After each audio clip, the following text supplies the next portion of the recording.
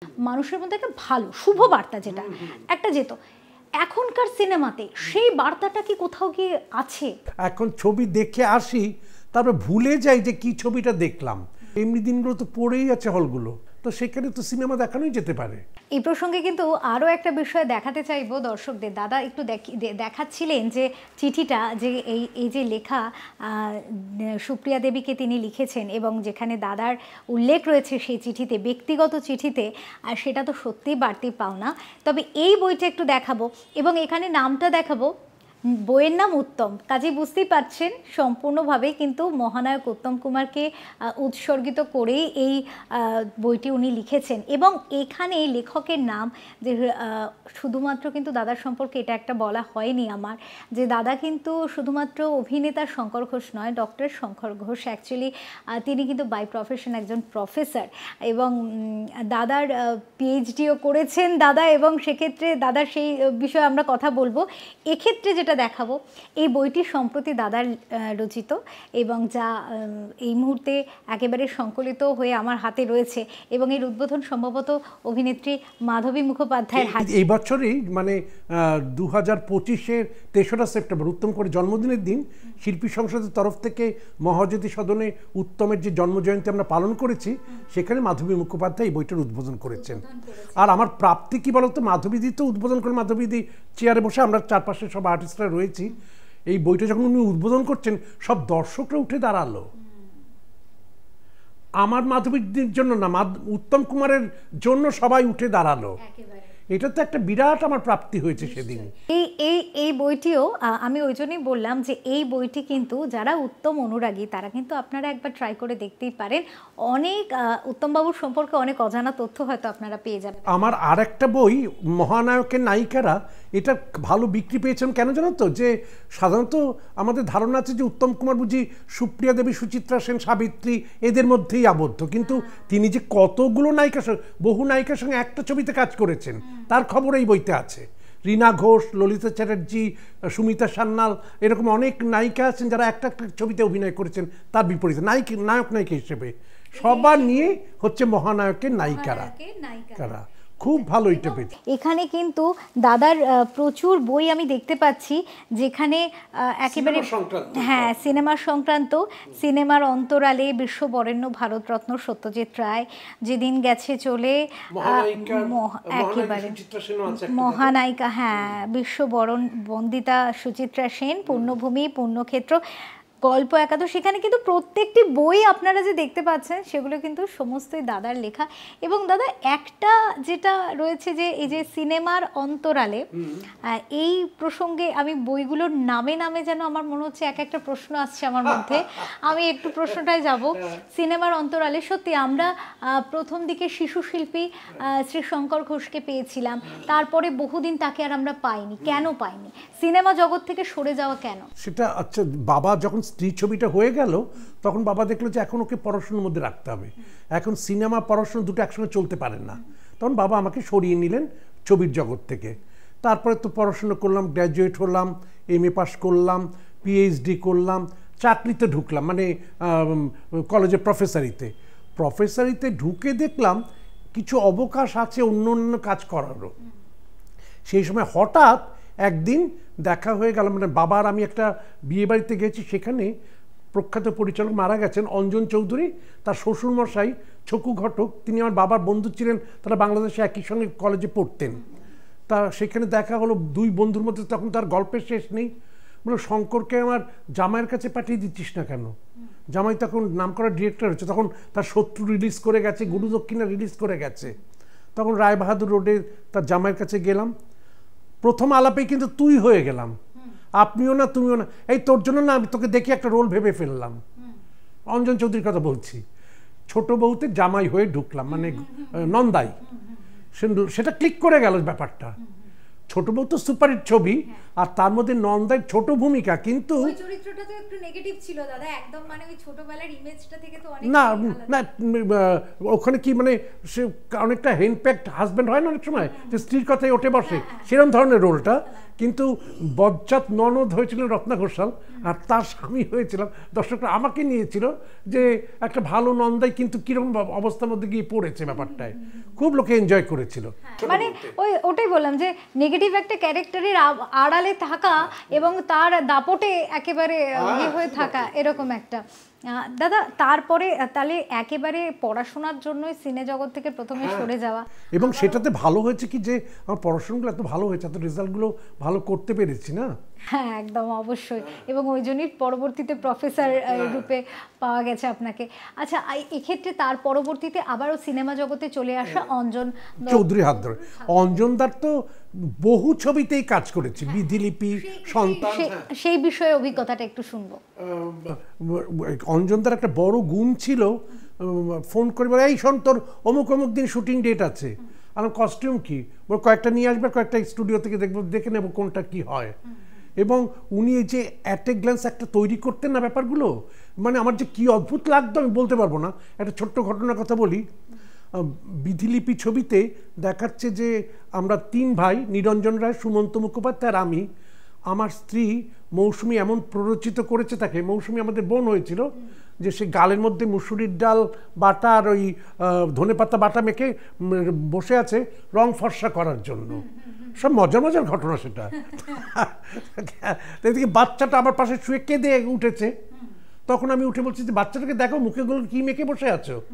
তা বাচ্চাকে চট করে কাঁদবে, সে কাঁদবে কেন, শুধু শুধু টেকিং এসে অঞ্জনদা বললো শোন তুই না ওই যখন টেকিংটা শুরু হবে স্টার সাউন্ড বলে যখন ই করবো, তখন বাচ্চাটা একটা চিমটি কেটে দিবি জোরে, দেখবি ঠিক কান্নাতে। আমার তো এত হাসি পাচ্ছে যে কি করবো এটা। তা যাই হোক, ও তো টেকিং শুরু হলাম, বাচ্চাটাকে জোরসে একটা চিমটি দিলাম, বাচ্চাটা এমন জোরে কেঁদে উঠলো না যে সত্যিকারের যেন বাচ্চাটার ঘুম ভেঙে গেছে। তখন কোলে তুলে তাকে নিয়ে আসছি। তা এই যে ব্যাপারটা, এটা তো উনি তখন তৈরি করলেন ভীষণ, নালে যদি মনে করো না কাঁদে তাহলে তো সিনটার গুরুত্ব থাকছে না, তাই না? তা এই সব ব্যাপারগুলো বিভূতিলাল এই আমাদের অঞ্জন চৌধুরীর মধ্যে আমি ভীষণভাবে দেখেছি। আমরা যেটা স্বর্ণযুগে সত্যজিৎ রায়ের যখন যে সময়টা সমসাময়িক সময়, সত্যজিৎ রায় বাবুর কথা যখনই আসে, প্রসঙ্গ যখনই আসে, তখন তাদের সাথে মানে তার সাথে যারা কাজ করেছেন তাদের থেকে অনেক সময় এই ধরনের কথা শোনা যায় যে এক একটা সিন ক্রিয়েট করার জন্য বা একেবারে ওটাকে প্রমিনেন্টলি তুলে ধরার জন্য তিনি বিভিন্ন রকম টেকনিক ইউজ করতেন। তো কোথাও গিয়ে এই ধরনের অভিজ্ঞতাগুলো সত্যি একটা মনে থেকে যাওয়ার মতো। তো নাহলে আমি তো ভাবছি যে বাচ্চাটা কাঁদবে কি। তারপরে অঞ্জনদার একটা গুণ আছে যে আর্টিস্টের কাছ থেকে আবার জিনিসটা নিতেনও, যে যদি কিছু রেকটিফিকেশন থাকে। জীবন নিয়ে খেলার একটা ই ছিল, জীবন নিয়ে খেলা হচ্ছে সব 2 নম্বরই ডাক্তারে ভর্তি, তা সেইখানে একটা নার্সিংহোম হারাধন বন্দ্যোপাধ্যায় চালান, আমি তার অ্যাসিস্ট করি। তো সেইখানে ওই একটা বাচ্চার গলায় পেনের খাপ আটকে গেছে, সে আমাদের নার্সিংহোমে এসছে, তার কাছে কী করে টাকা খেঁচা যাবে সে নিয়ে একটা সিকোয়েন্স তৈরি হচ্ছে। তখন ডায়ালগ ছিল যে নাম কি, মানে যে মেয়েটা হবে সে তার নামটা বলছে, তখন বলছে যে উপাধি কি। তখন অঞ্জনদা বললো অঞ্জনদা উপাধি কিন্তু মানে যেটা পায় লোকে, মানে পদ্মশ্রী হোক পদ্মভূষণ হোক, আমাদের হচ্ছে পদবী। আপনি যেমন চৌধুরী আমি ঘোষ, ওটা কিন্তু উপাধি নয়। সংশয় কেটে কারেকশন করে নিলেন। উনি তো বলতে পারতেন না আমি উপাধি বলছি তুই উপাধিই বলবি। উপাধি একটা জিনিস, পদবী আর একটা জিনিস। হ্যাঁ, এইটাই। হ্যাঁ, এইগুলো আমি ভুলতে পারবো কখনো? জীবন নিয়ে খেলা তো কবে করেছি, কিন্তু এখনো মনে আছে ঘটনাটা। একদম একদম। দাদা আরো একটি বিষয় নিয়ে প্রশ্নে আসবো, যেমন এই যে বললাম আপনার প্রত্যেকটা বইয়ের নামগুলো এতটা প্রাসঙ্গিক যে এক একটা প্রশ্নের মনে জন্ম দিচ্ছে। একটা রয়েছে যেদিন গেছে চলে, সত্যি আপনি যে এতক্ষণ কথাগুলো বললেন এই দিনগুলো কি সত্যি গেছে চলে? কারণ এই প্রসঙ্গটা কেন আসছে, বর্তমান যুগের সিনেমা তৈরি হয়, অভিনেতারা অভিনয় করেন, কিন্তু আপনি প্রথম প্রশ্ন আগে এটা রাখি যে আপনি কি বর্তমানে অভিনয় দেখেন, মানে সিনেমা দেখেন? হ্যাঁ, আমি সিনেমা ভালোবাসি। সিনেমা আর দেখবে এক শরৎচন্দ্র ওই আমাদের এতে একটা কথা বলেছিল এই শ্রীকান্তের মধ্যে, ছোটবেলার ভালোবাসা কখনো ভোলা যায় না। তো আমার ছোটবেলার ভালোবাসা তো সিনেমার মধ্যে ঢুকে রয়েছে, তা আমি তাকে কি করে ভুলবো? ভালো লাগুক চাই না লাগুক, ছবি আমি দেখি। এবার এই যে প্রসঙ্গ যে ভালো লাগুক চাই না লাগুক ছবিটা দেখি, কোথাও গিয়ে একটা সুপ্ত ক্ষোভও রয়েছে যে তাহলে কি একেবারে আমরা যে চলচ্চিত্র জগৎ স্বর্ণযুগ দেখে এসেছি, তারপরে পরেও প্রচুর সিনেমা, যেমন আপনি বললেন ছোট বউ থেকে বিধিলিপি থেকে প্রত্যেকটি এক একটি হিট, সব সিনেমায় যে আপনি যেগুলো করেছেন সেগুলো তো একেবারে অবশ্যই সেগুলো যথেষ্ট দর্শকদের মনে এখনো পর্যন্ত আসন নিয়ে বসে রয়েছে। তা বাদ দিয়েও বাকি সিনেমাও কিন্তু আজও দর্শকরা দেখতে ভালোবাসে।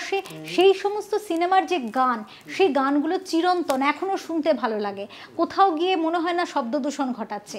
কিন্তু বর্তমানে যে সিনেমা, সেই প্রসঙ্গে ভালো লাগে। এইখানে অনেক কথা বলার আছে। তুমি যে স্বর্ণযুগের কথা বললে, মানে 50, 60, 70 এই যে 3টে দশক যেটা আমরা স্বর্ণযুগ বলি, এর ধারে কাছে কেউ যেতে পারবে না। 80-র দশকের গোড়াতেই তো ছন্দপতন ঘটল, উত্তম কুমার মারা গেলেন। 78-এর শেষ ছবি করে গেলেন সুচিত্রা সেন, প্রণয় পাশা। তারপরে সত্যজিৎ বাবুরা করেছেন, কিন্তু মানে শুরু করলো ভাঙনের ব্যাপারটা। তারপরে তো তামিল, তেলেগু, অমুক নানান জায়গা থেকে করে বাংলা ছবি তৈরি হতে শুরু করেছে। আসলে বাংলার তেমন করে যোগ নেই। মারপিট, দাঙ্গা, রক্তপাত, এই সমস্ত ব্যাপার ট্যাপারগুলো, এইগুলো এখন প্রাধান্য পেতে শুরু করেছে। কিছু কিছু ছবি তার থেকে তো ক্লিক করেছে, দর্শক নিয়েছে, কিন্তু টিকে থাকা আর দর্শক নেওয়ার মধ্যে তফাৎ আছে। আজকে তুমি যে ছবিগুলোর কথা বললে 50, 60, 70-এর দশকের, সেগুলো চিরদিনের ছবি। তুমি এখনো 74.5 দেখতে বসো, সেইভাবে করে হেসে মরে যাবে। মৌচাক দেখতে বসো, ওইভাবে করে হাসতে পারবে। নিশিপদ্ম দেখো, চোখের জলে ভাসবে শেষ দৃশ্যে। তো এইগুলো তো চিরন্তন ব্যাপার হয়ে আছে, এই কোনোদিন পুরনো হবে না। আর এই যে এখন যে ছবিগুলো দেখি, অনেক সময় হল থেকে বেরিয়ে এসে ভুলে যাই যে কি দেখলাম, মনেই রাখতে পারছি না। গান তো বটেই, যে গান আমরা বিখ্যাত সুরকারদের সুরে শুনেছি, হেমন্ত মুখোপাধ্যায়, সন্ধ্যা মুখোপাধ্যায়, শ্যামল মিত্র, মানবেন্দ্র, এরা যে প্রতিমা বন্দ্যোপাধ্যায় যে গান গেয়ে আমাদের মুগ্ধ করে রেখে দিয়ে গেছেন, তার বিকল্প কোথায় তৈরি হবে? সে তৈরি হওয়ার জায়গা নেই। আর সিনেমার ক্ষেত্রেও যদি বলি দাদা, এটা একদমই আপনি ঠিক বললেন যে এখন এত বেশি নিজস্ব যে ক্রিয়েশন, বাংলার যে ক্রিয়েশন, এটা একটা দাদা। আর একটা প্রশ্ন খুব এখানে করতে ইচ্ছা করছে যে আমরা অভিনেতা আপনাদের মাধ্যমে একটা বার্তা সমাজের মানুষ পায়। যখন একটা মানুষ একটা সিনেমা দেখে, সে কিছু শেখবার, সেখান থেকে কিছু নিয়ে আসে, সেটা খারাপও নিতে পারে, ভালোও নিতে পারে। এবং যেটা আগেকার দিনের যে সিনেমাগুলো, যেগুলো আপনি বললেন যে 50, 60, 70-এর দশকে বা সত্যজিৎ বাবুর 80-র দশকেও তিনি যে সিনেমাগুলো তৈরি করেছেন, তাতে না মানুষের কাছে সমাজে একটা বার্তা যেত। এবং এই যে যেমন ছোট বউ বলুন, বিধিলিপি বলুন, এগুলোর থেকেও একটা বার্তা যেত যে মানবিকতাটাকে ধরে রাখাটা কতটা প্রয়োজন, মানুষের মধ্যে একটা ভালো শুভ বার্তা যেটা একটা যেত। এখনকার সিনেমাতে সেই বার্তাটা কি কোথাও গিয়ে আছে? এখন যে কি বার্তা আছে সেটা নিজেও বলতে পারবো না, তবে এখন ছবি দেখে আসি, তারপরে ভুলে যাই যে কি ছবিটা দেখলাম। সবচেয়ে খারাপ লাগে কি জানো তো, যখন সাহিত্য নির্ভর ছবির দেখি যে সাহিত্যটাই উবে গেছে। আমি কোনো পার্টিকুলার ছবির নাম বলছি না, দু একটা ছবি সম্প্রতি দেখলাম যে যা পড়েছি, যা পড়িয়েছি, যা পড়াচ্ছি, সেইখান থেকে সাহিত্য যদি ওইভাবে সরে যায়, সে সাহিত্য করার দরকারটা কি, মানে ছবি করার দরকারটা কি? তুমি তাহলে নিজেই একটা কিছু সৃষ্টি করো। তুমি এমন একটা ইতিহাস প্রসিদ্ধ ক্যারেক্টারকে নিয়ে এলে, তারপরে টাইটেল কার্ডে গেল যে এটা সবটাই কাল্পনিক, তাহলে তুমি সেই নামটা রাখলে কেন? তুমি তার অন্য একটা কোনো নাম সেখানে বসাতে। যখন তুমি পার্টিকুলার ওই নামটা বসাচ্ছ, তখন কিন্তু তার সঙ্গে ইতিহাসটা ঢুকে যাচ্ছে। যে ইতিহাস আমরা পড়াই তার সঙ্গে তো যা দেখালে তার তো মিল নেই, মানুষের কাছে ভুল বার্তা। হ্যাঁ, এবং হিন্দিতে সঞ্জয় লীলা বানসালি কি দেবদাস করেছেন আমার জানার দরকার নেই, কিন্তু সেই মূল দেবদাসের সঙ্গে তো তার কোনো মিল নেই। হিন্দিতে দেখলাম যে চন্দ্রমুখী পার্বতী একসঙ্গে নাচছে, যাদের মুখোমুখি হলো না উপন্যাসে, তারা নাচছে একসঙ্গে। তা এইগুলো হিন্দিতে হচ্ছে ঠিক আছে, কিন্তু যেটা আমাদের সাহিত্যের জায়গা, আমাদের বাংলা ভাষার যে জায়গাটা, সেইখানটা কেন বিঘ্নিত হবে? তাই না? আমি রিসেন্টলি কতগুলো ছবি দেখলাম, তাতে দেখলাম যে সাহিত্য ভীষণভাবে বিঘ্নিত হয়েছে, ইতিহাসও বিঘ্নিত হয়েছে।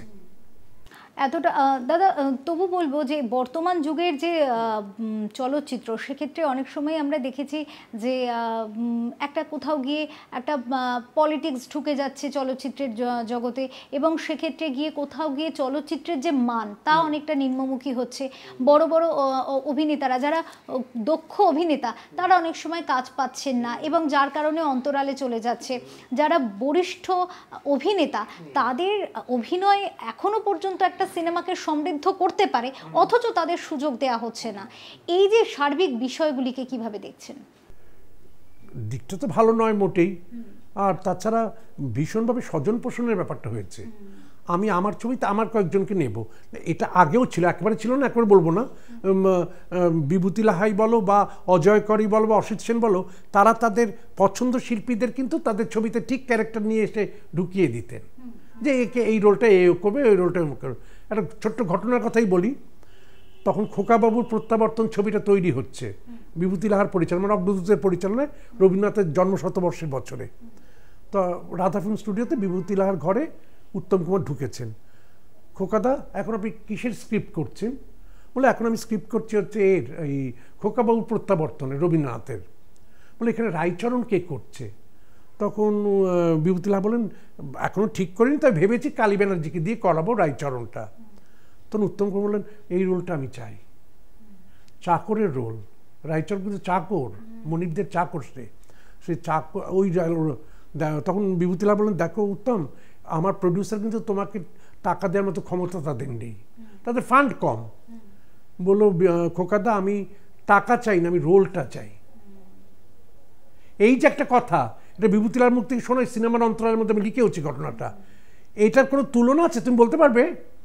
এবং কি একনিষ্ঠভাবে রায়চরণ, যখন আমরা এমএতে পড়াই খোকাবাবুর প্রত্যাবর্তন, এই যে খোকাবাবু এই রায়চরণ এভাবে করে দেখছে, আমি পড়াচ্ছি না, আমি যেন উত্তম কুমারকেই দেখতে পাচ্ছি। তখন এই যে একটা ক্যারেক্টার মিশে গেল চরিত্রের সঙ্গে, এইসব অভিনয় তুমি কোথায় পাবে বলো তো? একেবারে এখন অভিনয়টা শুধুমাত্রই খুব কমার্শিয়াল হয়ে গেছে, বাণিজ্যিক হয়ে গেছে, যে কিভাবে একটা সিনেমাকে রঙিন মোড়কে করে মানুষকে দিয়ে সেখান থেকে টাকা তোলার একটা প্রবণতা কাজ করে, যার কারণে কোথাও গিয়ে মনে হয় ঢাক ঢোল পেটানো, শুধু ঢাকা ঢোল নিয়ে বেরিয়ে পড়লো যে এই এত সেল পেয়েছে, অতই হয়েছে, অতই বিক্রি হচ্ছে।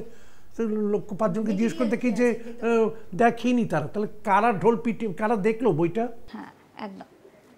প্রথমত তাই, এবং দ্বিতীয় কথা হচ্ছে সিনেমা। তারপর আর একটা কি বলতো, আমার যেটা আমি ভীষণ ফিল করি, ভীষণ, মাল্টিপ্লেক্সের নিয়মিত দর্শক বাঙালি দর্শক হতে পারবে না। 200, 250, 300, 400 টাকার দামের টিকিট কেটে কে যাবে বলতো? আমাদের ছোটবেলায় দেখেছি 2.5 টাকা 5 টাকার টিকিটে সব 3টে করে শো, একই বই, হাউসফুল। হাউসফুলে বোর্ড নামছে না, সিঙ্গেল স্ক্রিনগুলো উঠে যাচ্ছে। সিঙ্গেল স্ক্রিনের ভীষণ দরকার আছে। আমি তো এখনও দেখি হাতিবাগানে যখন স্টারে বা মিনারভা এখন মিটপিট করে জ্বলছে, এই দুটো হল রিলিজের প্রথম সপ্তাহে ভালোই বিক্রি পায়। এখন তো একটা করে শো, একটা বইয়ের 4টে শো, 4টে আলাদা আলাদা ছবি। কিন্তু এইখানে আমি দেখেছি যে এই যে বিক্রিটা হচ্ছে, এটা যদি আরেকটু হল বাড়তো। শ্যামবাজার এলাকায় কতগুলো হল ছিল, আমাদের সাউথের দক্ষিণ কলকাতায় কতগুলো সিনেমা হল, সব সিঙ্গেল স্ক্রিনতে চলে গেছে। সম্প্রতি এই বিষয়টা নিয়ে প্রসেনজিৎ চট্টোপাধ্যায়ও কিন্তু এই বিষয়টা উত্থাপন করেছেন। তিনিও বারবার করে এটা মেনশন করেছেন যে সিঙ্গেল স্ক্রিন খুব দরকার, এবং বিশেষ করে অনেক অঞ্চল আছে, যেমন মফস্বল হোক বা গ্রামাঞ্চলের দিকে এখনো যেগুলো একটু পিছিয়ে পড়া জায়গা রয়েছে, মানুষ কিন্তু অনেক বেশি চলচ্চিত্রকে ভালোবাসে, অথচ তারা সেই সুযোগটা পায় না বা তাদের সেই ক্ষমতাটা নেই। তো সেই জায়গা থেকে এই উদ্যোগগুলো কিন্তু নেওয়াটা খুব প্রয়োজন বলে মনে করছেন আপনি? এখানে আমি পরামর্শ একটা দিতে পারি, কে নেবে না নেবে সেটা আলাদা কথা। আমাদের রাজ্য সরকার তো অনেকগুলো ওই গণভবন আছে, মানে রবীন্দ্রনাথের নামে রবীন্দ্র ভবন, শরৎ ভবন, নানান জায়গায় আছে। প্রভিন্সের কথা, মানে বিভিন্ন জেলার কথা বলছি। যেমন আমরা সেই সব ওখানে আমরা যদি সিনেমা দেখানোর বন্দোবস্ত করতে পারি, এমনি ফাংশন করছে, সেদিন ফাংশন তো হলো, ঠিক আছে, সেটা আগে থেকে বুক করে ফাংশন হচ্ছে, কিন্তু অন্য দিনগুলো তো কর্মচারীদের তো মায়না গুনতে হয়। তো সেটা বন্ধ না রেখে এরকম সিনেমা দেখানো হোক, কিছু লোক যাবে। নন্দন তো যখনই হয় তখনই হাউসফুল থাকে। রাধা ফিল্ম স্টুডিও, যেটা এখন রাধা স্টুডিও হয়েছে, সেইখানে তো 3টে করে শোই রোজ হাউসফুল থাকে। কম পয়সার টিকিট, বাংলা ছবি, বাঙালি দর্শকদের টানার ব্যাপার, এটার দিয়ে একটা গুরুত্ব দেওয়ার দরকার আছে। আমাদের এখানে অনেক, কলকাতার আশেপাশে অনেক হলে আমি প্রোগ্রাম করতে যাই, যেগুলো ভাবি যে এমনি দিনগুলো তো পড়েই আছে হলগুলো, সরকারি হল, তো সেখানে তো সিনেমা দেখানোই যেতে পারে। একদমই তাই, এতে মানুষ দেখতেও পাবে এবং সেক্ষেত্রে সরকারেরও অনেকটা সুবিধা হবে। একেবারে দাদা, আর একটা প্রশ্ন আসবো, আমরা একেবারে অনুষ্ঠানের প্রায় শেষের দিকে চলে এসেছি। এই যে এখন বর্তমান জগতের, বর্তমান সময়ের যে সমসাময়িক সিনেমা, এবং তাতে অনেক অভিনেতারা অভিনয় করেন, এখনও ভালো অভিনয় কিছু বেঁচে রয়েছে, সেটার জন্যই এখনও পর্যন্ত চলচ্চিত্র টিকে রয়েছে, বাংলা সিনেমা মানুষ দেখে। আপনার পছন্দের এখনকার অভিনেতাদের মধ্যে? এই ঠিক তারতম্য করে বলা যাবে না, কম বেশি যারা যখন কাজটা করে খারাপ লাগে না, কিন্তু যে সময়টা পার হয়েছে তাকে সেখানে তো করতে পারতাম যে ওকে ভালো লাগছেই, ওর আকর্ষণে যাচ্ছি।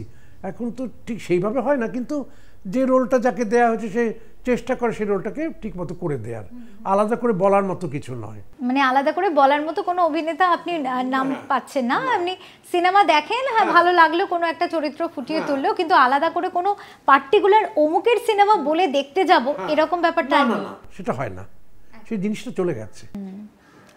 ওটাই বোধহয় সে যে দিন চলে গেছে চলে। আমি বললাম যে আমার প্রশ্নে ওই বইয়ের নাম থেকে প্রশ্নটা আসছে, সেটাই বোধহয় এসে আবার মিলে গেল। আর কীরকমভাবে ছোটোবেলাটা কাটিয়েছি না, সেই মানে ঘোর আমার এখনও রয়েছে। পাহাড়ি সান্যাল বলো, বিকাশ রায় বলো, কালী ব্যানার্জি বলো, অসিত বরণ, উত্তম কুমার তো রয়েছেনই, জহর গাঙ্গুলি, জহর রায়, ভানু ব্যানার্জি, রবি ঘোষ, অনিল চ্যাটার্জি, অনুপ কুমার, যাদের সঙ্গে ছোটোবেলায় কাজ করেছি, আমি কোনো দিনই ভুলতে পারবো না। এর সাথে দিকপাল মহিরও এক একজন, কি এক একটা রোল এক একজন করে গেছে। এখনো যখন দেখি হয় কাঁদছি নয় হাসছি, যে কান্নার দৃশ্যগুলোতে কেঁদে হাসির দৃশ্যগুলো পড়ে যাচ্ছে, যে কি জিনিস হয়ে যাচ্ছে। একদম দাদা, নতুন করে তো আবার এখনো আপনি সিনেমায় রয়েছেন, এসেছেন, আবারও শুরু করেছেন এই বিষয়টা। বর্তমানে এই মুহূর্তে দাঁড়িয়ে আপনার কাছাকাছি চরিত্র বা আপনার প্রিয় চরিত্র কি রয়েছে? এর মধ্যে করে রেখেছে কাজ, সে যেমন এর মধ্যে দায়ী কেবল একটা শর্ট ফিল্ম করলাম, সেটা খুবই প্রাসঙ্গিক ব্যাপার। কেন বলছি, যে এখন দেখবে সব বাচ্চারাই কম বেশি মোবাইল অ্যাডিক্টেড হয়ে গেছে, তারা মোবাইল ছাড়া কিছু নড়তে পারে না। তাতে যে বাচ্চাদের নিয়ে গল্পটা, তার দাদুর রোল করেছেন বিশ্বজিৎ চক্রবর্তী। তিনি তখন দেখলেন যে এদের যখন কিছুই করা যাচ্ছে তখন একজন ডাক্তারের সঙ্গে কনসাল্ট করা দরকার, সেই ডাক্তারের রোলটা করেছিলাম। তা এখানে একটা বার্তাও রয়েছে, সামাজিক বার্তা রয়েছে। শিল্পী চক্রবর্তী পরিচালনাটা হয়েছিল, দায়ীকে কাজটা করে আনন্দ পেয়েছে এবং নানান জায়গায় পুরস্কৃত হয়েছে এটা। দাদা, একটা সত্যি কথা বলতে এটা কথার মধ্যে দিয়ে আমরা যে প্রাসঙ্গিকতাটা পেলাম, এটা খুব সত্যি কথা। স্বর্ণযুগ তো সত্যি হয়তো আর ফিরে আসবে না, তবু এখনকার যারা অভিনেতা, যারা অভিনয় করছেন, যারা অভিনয় জগতে আসছেন, তাদের জন্য একজন বরিষ্ঠ অভিনেতা হিসাবে, একজন শিক্ষক হিসাবে আপনার কি শিক্ষণীয় বার্তা আছে, যদি একটু আমাদের ওঙ্কারের পর্দায় বলেন। যখনই যে রোলটা পাবে সেটাতে একনিষ্ঠ হতে হবে, চেষ্টা তারা করে ঠিকই, এবং একনিষ্ঠ হয়ে যদি সেই রোলটা করে তাহলে দর্শকও যেমন নেবে, তার নিজেরও একটা প্রাপ্তি আছে যে এই রোলটা আমি করে রেখে গেলাম। আর ভিড়ের মধ্যে অনেক রোল করলে হয় কি, সেগুলোকে আর বাদ বিচার করা যায় না। এক একজন অভিনেতা অভিনেত্রীকে দেখি বছরে 7-8টা 9টা ছবি বেরিয়ে যাচ্ছে, তা অতগুলো ছবিতে কাজ করলে সে কোন রোলটার প্রতি তেমন দরদ দিতে পারবে? সময়টা তো একটা দেখতে হবে না, এইটা তো একটা বার্তা রয়েছে, তারা কিভাবে গ্রহণ করবে সেটা তাদের ব্যাপার। তবে আমি এই সুবাদে সকলকে আমার শুভেচ্ছাটা জানাচ্ছি যে তাদের আসছে দিনগুলো আরও সুন্দর হবে, আরও আকর্ষণীয় হবে, বাংলা ছবির প্রতি দর্শকরা আবার আকৃষ্ট হবে, বাংলা ছবির দর্শকরা আরও সে দলে দলে হলে গিয়ে বই দেখবে, এই কামনাটা আমি করছি, সেভাবেই ছবি তৈরি হোক।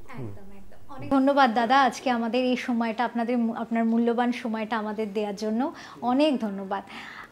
আজকে আমরা একেবারে পর্বের শেষ মুহূর্তে চলে এসেছি, এবং যেমনটা আমরা আলোচনা শুরুতে বলেছিলাম যে সামাজিক বার্তা, স্বর্ণযুগের অভিনেতা, যারা লেজেন্ড, সে সমস্ত মানুষদের সাথে কাজ করেছেন এবং দক্ষ অভিনেতা হিসাবে নিজেকে প্রতিষ্ঠিত করেছেন, মানুষের মনে জায়গা করে নিয়েছেন, সেই প্রফেসর ডক্টর শ্রী শঙ্কর ঘোষকে আমরা আজকে আমাদের মধ্যে পেয়েছিলাম, এবং তার সাথে কথা বলে ভীষণ ভালো লাগলো। আশা করি দর্শকদেরও ভীষণ ভীষণ ভালো লেগেছে। এবং বর্তমান সিনেমা স্বর্ণযুগের সিনেমার মধ্যে কতটা তফাৎ রয়েছে সেই তফাৎটা উনি খুব পরিষ্কারভাবে জানিয়ে দিলেন, দেখিয়ে দিলেন। তো আশা করব আমাদের দর্শকরাও হয়তো এই বিষয়টিকে নিয়ে ভাববেন, এবং বাকি যারা দেখছেন, যারা অভিনয় করেন, যারা অভিনয় জগতে আসতে চান বা যারা সিনেমা তৈরি করতে চান, তারা একটু এই বিষয়টাকে মাথায় রেখে এগোলে আগামী দিনে হয়তো বাংলা চলচ্চিত্র অনেক বেশি সমৃদ্ধ হবে, বাংলা সমৃদ্ধ হবে, সংস্কৃতি কৃষ্টি সবটাই সমৃদ্ধ লাভ করবে। আজ টেলিকথা এই পর্যন্তই। খুব ভালো থাকুন, দেখতে থাকুন ওঙ্কার বাংলা। নমস্কার। নমস্কার।